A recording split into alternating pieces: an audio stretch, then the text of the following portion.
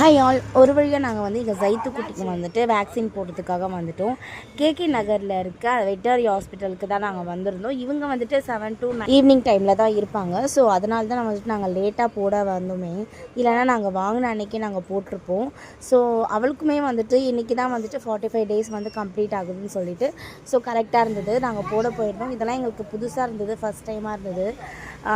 ஊசி போடுறதுக்கு வந்துட்டு நிறைய பேர் வந்திருந்தாங்க கூட்டிகிட்டு. ஸோ எங்கள் பாப்பாவுமே கூட்டிகிட்டு போயிட்டு வந்து அழகாக நாங்கள் போட்டோம். அழவே இல்லை. அந்த 2 நாய்க்குட்டியுமே வந்து அழவே இல்லை. நாங்கள் அழும் ஏதாச்சும் கத்தோம் அப்படின்னு பார்த்தோம். ஸோ இதெல்லாம் கொஞ்சம் ஃபன்னாக 45 டேஸ் கம்ப்ளீட் ஆனதுனால இன்றைக்கே வேக்சினேஷன் போட்டுக்கலாம் அப்படின்னு சொல்லிட்டாங்க. அதனால் வேக்சினேஷனுமே போட்டுட்டு அதோட காதுலலாம் வந்து செக் பண்ணிவிட்டு அதுக்கு வந்து ட்ராப்ஸ் கொடுத்துருந்தாங்க. குட்டி குழந்தைங்களுக்குலாம் வந்துட்டு எப்படி பண்ணுவாங்களோ ஸோ அதே மாதிரி தான் பண்ணியிருந்தாங்க.